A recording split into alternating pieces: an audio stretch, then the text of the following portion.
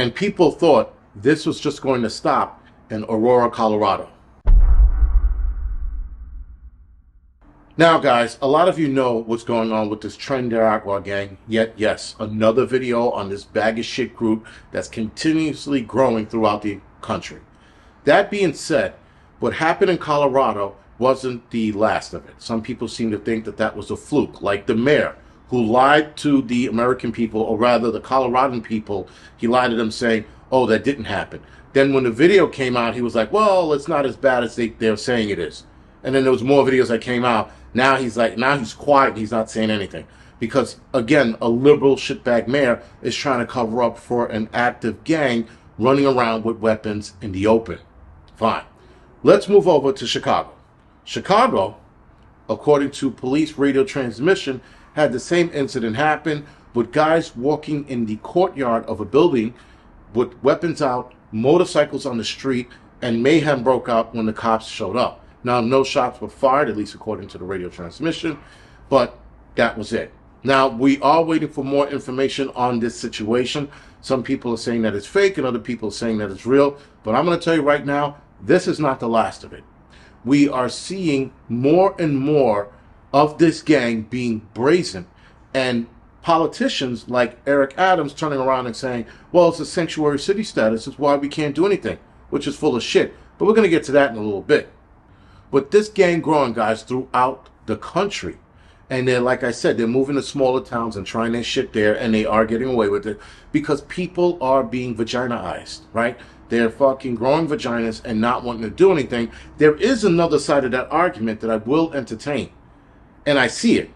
They don't want to do anything because they know that they're going to go to jail, and then what? They're going to be in jail with these people because this gang is also in the jail system as well. So you could be out here, beat one of them up, go into jail, now you got to fight 50 of them.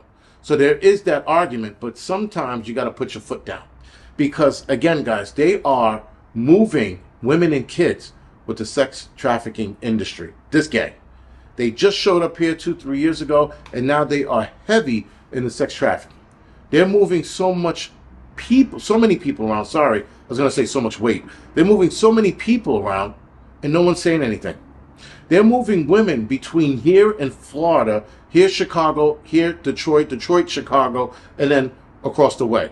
I don't know about Colorado. I know that they just took a building over there. I don't know the extent of their industry or their business or their network down there, or over there rather, sorry.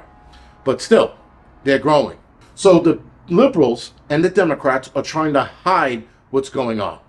Eric Adams seems to be the only Democratic liberal idiot who's admitting to what's going on in the city. Which I have to give him a pat on the back and a fucking cornbread and watermelon, because the good Negro he is, that he's actually admitting to this nonsense. But nonetheless, guys, it's getting bad. And people have to do something. Now, people keep asking me, what are you going to do, Angryprepper? How are you going to? I can't fucking tell you what I'm going to do and how I'm going to do it.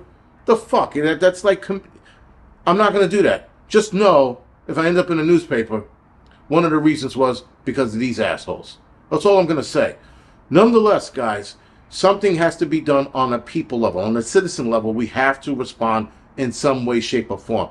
If you have to call the police department or that precinct directly to the precinct and skipping 911 and making constant complaints, do so. If they happen to be hanging out in front of your building with their stupid bachata music all loud and shit, be like, oh, I dropped my pot of soup on them. I didn't know that was going to happen. You know, if you had to fucking run by and spray mace into the air, do so. Do something to make sure that these people understand that they're not going to get away with it as easily. They meet any resistance. Right now, they're in the phase, they meet resistance, they're not going to push too hard. But when they get to that power status, like MS-13, they meet resistance, they're going to fight. Now, in Colorado and Chicago, if they had the firearms out in the open, they were ready to meet resistance and go after it. So just keep that in mind, guys. That right now in certain areas like New York, if they meet little resistance, they're going to let it go. They're going to bounce. But if they have weapons in hand, they're not going to bounce. They're going to meet that resistance with force. So understand that. We, guys, have to do something about it. New York City right now, like I said, with the crime spiking because of them. Not saying that they're solely responsible for all of the crime. They're responsible for the crime going up.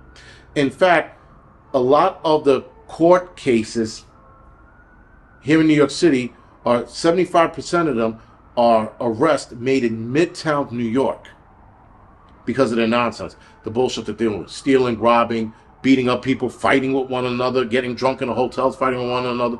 Some of them getting caught raping their kids. Like, it's the Wild West here in New York City, at least with them.